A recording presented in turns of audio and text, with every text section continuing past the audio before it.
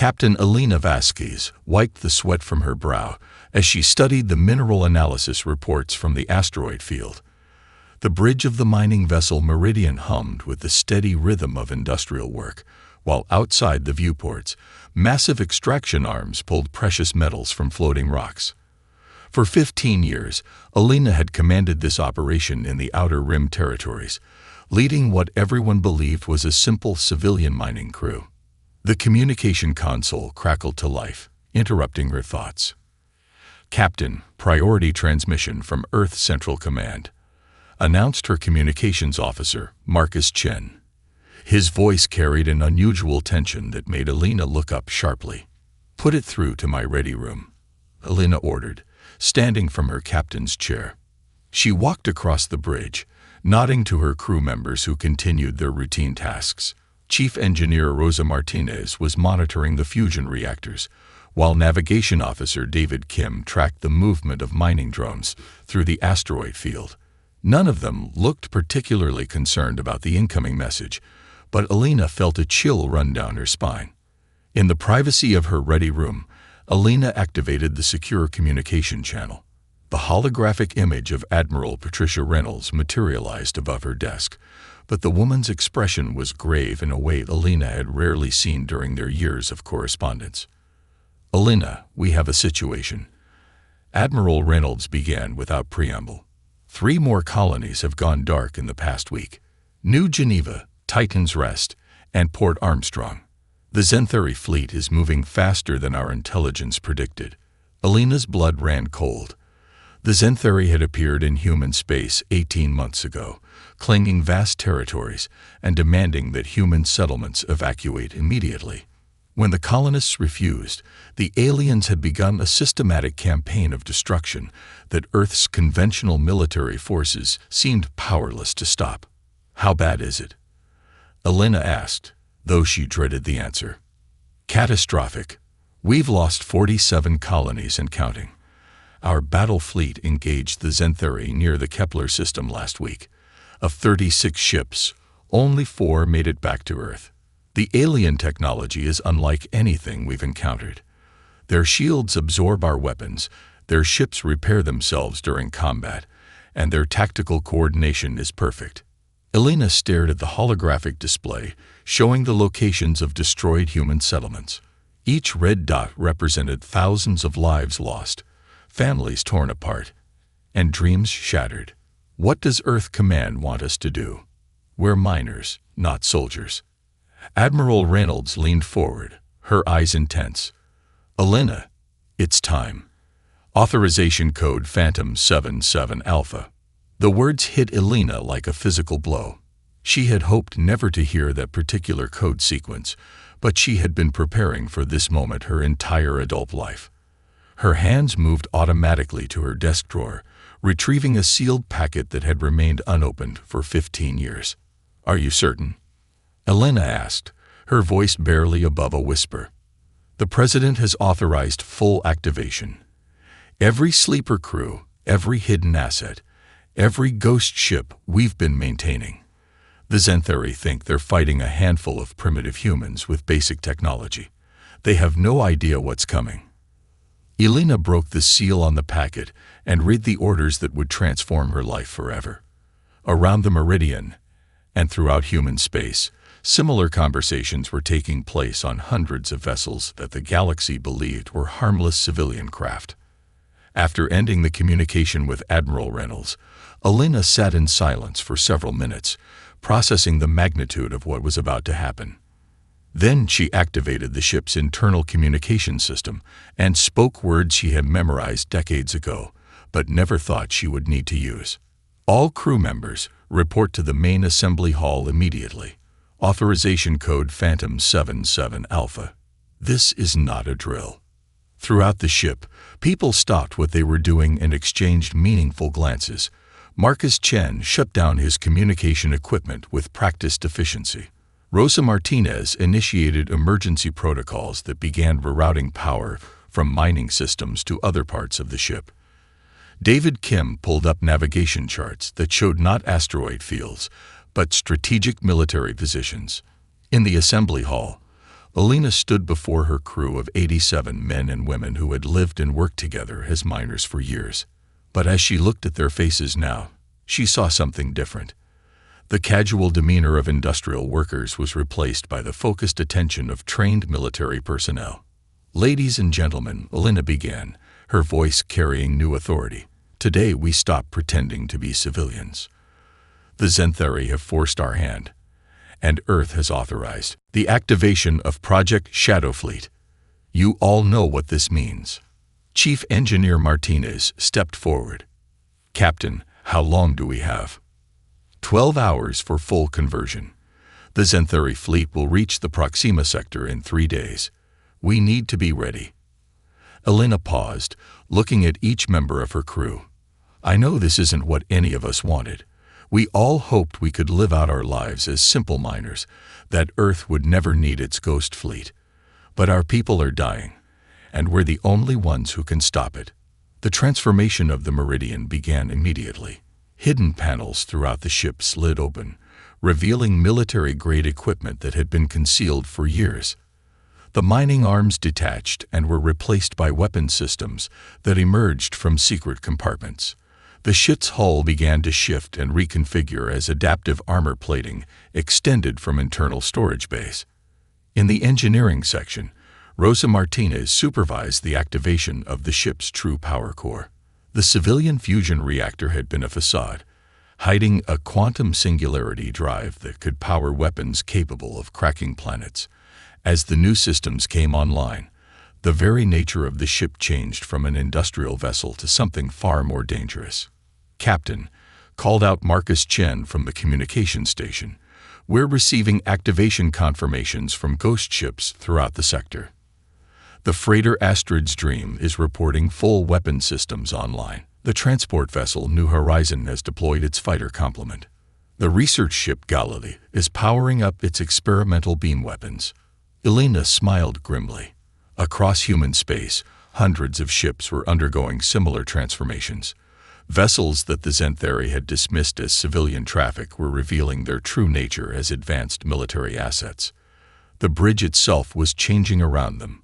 Mining control stations were retracting into the floor, replaced by tactical displays and weapon control systems. The main view screen expanded to show not just local space, but a strategic overview of the entire sector, with friendly and hostile forces clearly marked. "Navigation, plot a course for the Proxima sector," Alina ordered. "Full stealth approach. Let's see how the Zenthari react when they realize they've been fighting with one hand tied behind our backs." As the Meridian accelerated toward its destination, Alina reviewed the classified files that detailed Project Shadowfleet. For 30 years, Earth's government had been placing military personnel in deep cover throughout human space. They lived as miners, traders, researchers, and transport crews, while maintaining sophisticated warships disguised as civilian vessels. The strategy had been born from humanity's first contact with hostile alien species decades earlier. Earth's leaders had realized that conventional military thinking would never be sufficient against technologically superior foes. Instead, they had developed a doctrine based on deception, patience, and the element of surprise. Every ghost ship crew had been carefully selected for their ability to maintain their cover identities while keeping their military skills sharp. They had families, friends, and lives that were completely real, but underneath it all, they remained ready to answer the call when humanity's survival was at stake. "Captain," interrupted David Kim from the navigation station, "long-range sensors are detecting massive energy signatures ahead. The Zenthari fleet is larger than we expected. I'm counting over 300 vessels, including what appears to be a command dreadnought that's bigger than anything in our files." Alina studied the tactical display with growing concern. The Zenthari fleet was indeed impressive, but it was also exactly where Earth Command had predicted it would be.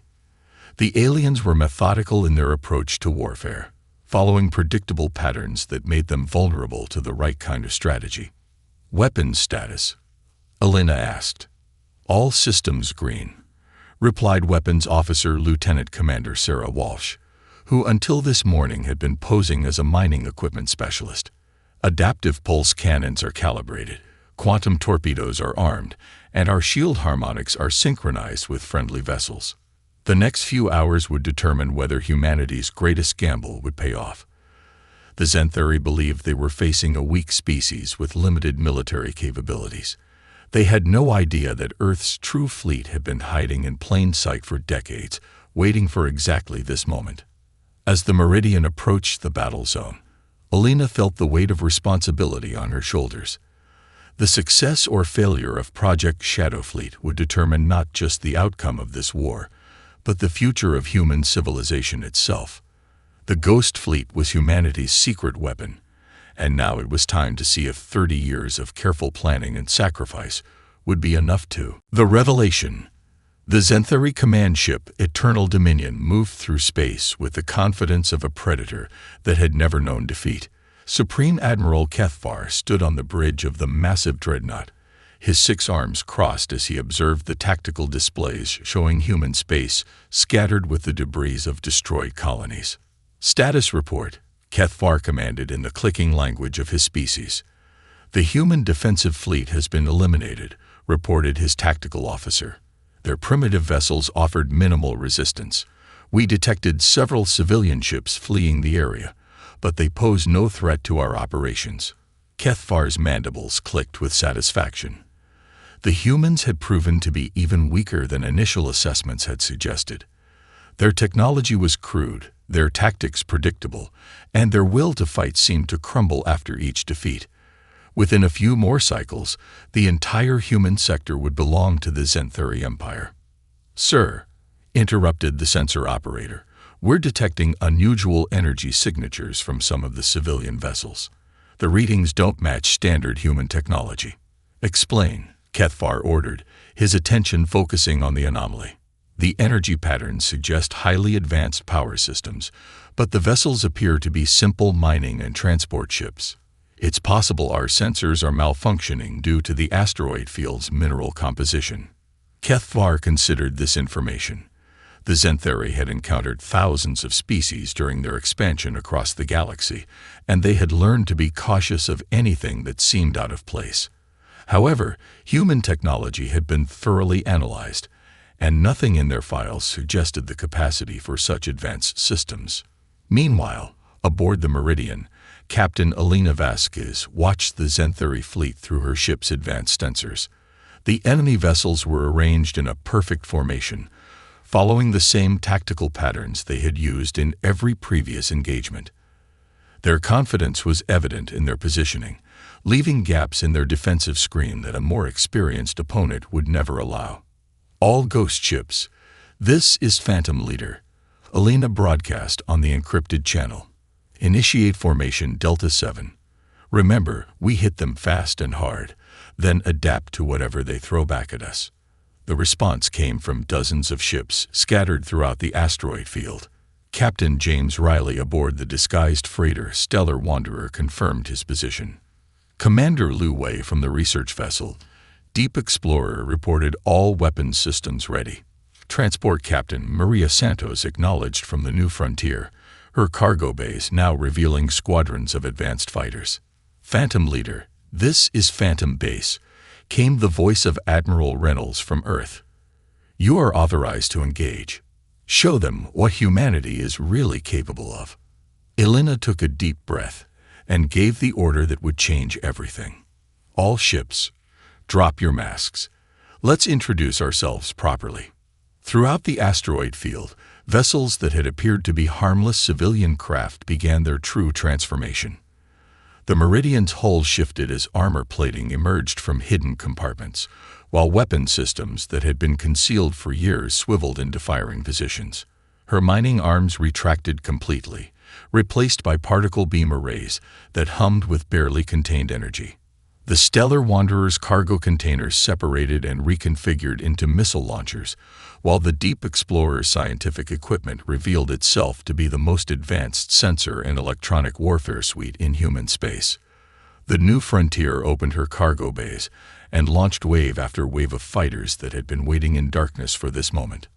On the Xanthari command ship, alarm signals began sounding throughout the bridge. "Admiral," the sensor operator called out in panic. The civilian ships are not civilian ships. They're warships, sir. Advanced warships. Kethvar stared at the tactical display in disbelief. Where moments before there had been scattered mining vessels and transports, now there were dozens of military craft with energy readings that surpassed anything in the Zenthari database. How is this possible? Our intelligence indicated that humans possess only primitive technology. Sir, they're opening fire. The first salvo from the Ghost Fleet struck the Zenthari formation with devastating effect. But these weren't ordinary weapons. Alina had given the order to activate humanity's most closely guarded secret, adaptive combat systems that learned and evolved with each shot fired.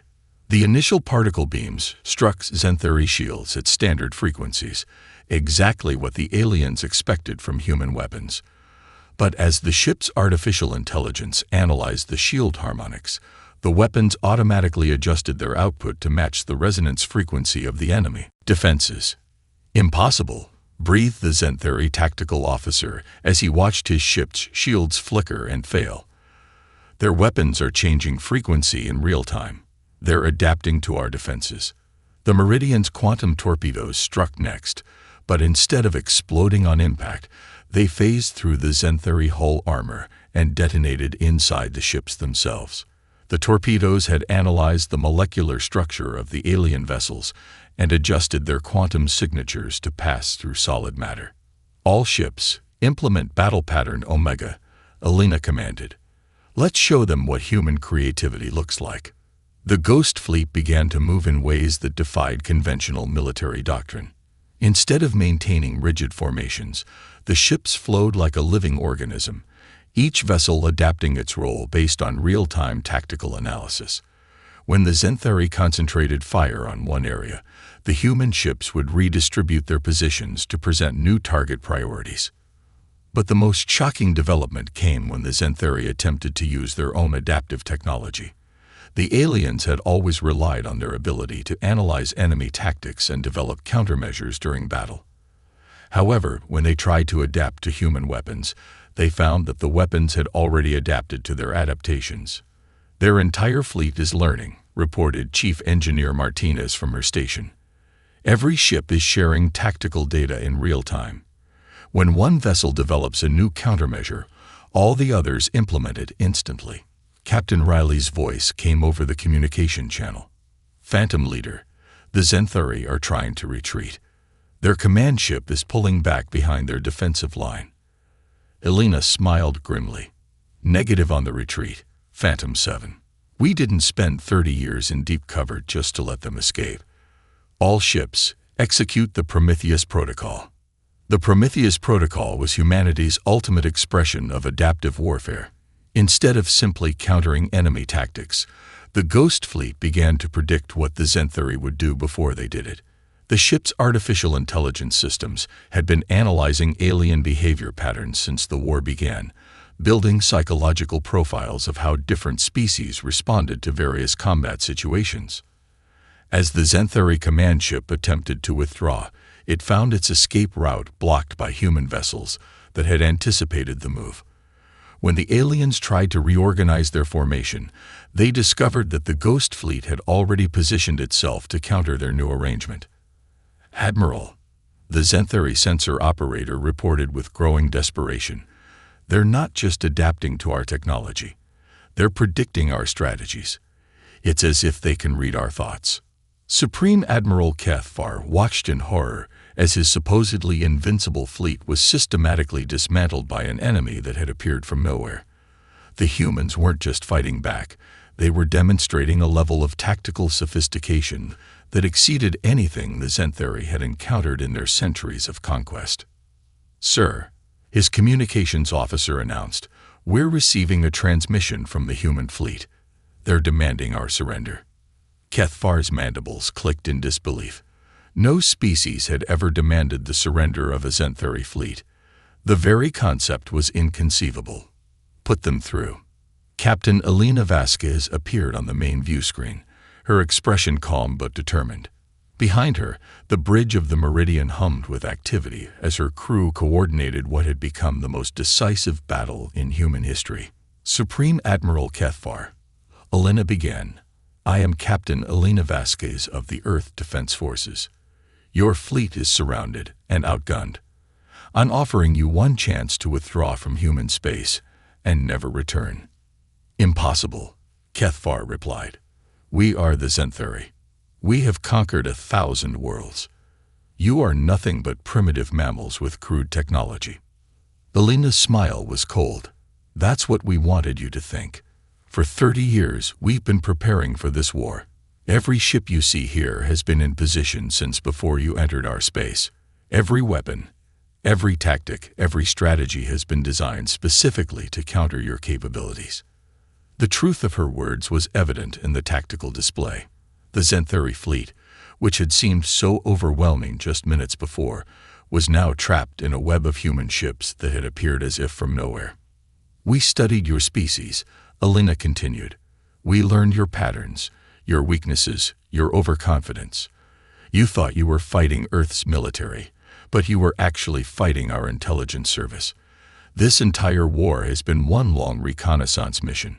As if to emphasize her point, the remaining Zenthari ships found themselves unable to maneuver as human vessels emerged from what had appeared to be empty space. Asteroid mining platforms revealed themselves to be weapons batteries, while communication relay stations activated powerful jamming systems that cut off the Zenthari fleet from their home territories. This is impossible, Cathfar repeated, but his voice now carried a note of fear that had never been present before. No, Elena replied. This is humanity. We don't fight the wars our enemies expect us to fight. We fight the wars we choose to fight, on our terms, with our advantages. Throughout human space, similar scenes were playing out as ghost fleets revealed themselves and engaged Zenthari forces that had no idea they were walking into carefully prepared traps. The war that the aliens thought they were winning had been orchestrated from the beginning to lead to this moment. You have 1 minute to begin your withdrawal, Elena announced. After that, we demonstrate why it's dangerous to underestimate the species that turned deception into an art form. As the Zenthari fleet began its humiliating retreat, Admiral Reynolds' voice came over the communication channel from Earth. Phantom Leader, this is Phantom Base. Outstanding work. The entire galaxy is watching, and they're getting the message loud and clear. Elena looked out at the stars, knowing that humanity's long masquerade was finally over. The ghost fleet had revealed itself, and the galaxy would never underestimate the human species again. They had won not through superior technology or overwhelming force, but through patience, planning, and the uniquely human ability to think several steps ahead of their enemies. The war was far from over, but today had proven that when humanity chose to reveal its true capabilities, even the most powerful civilizations in the galaxy had reason to be afraid.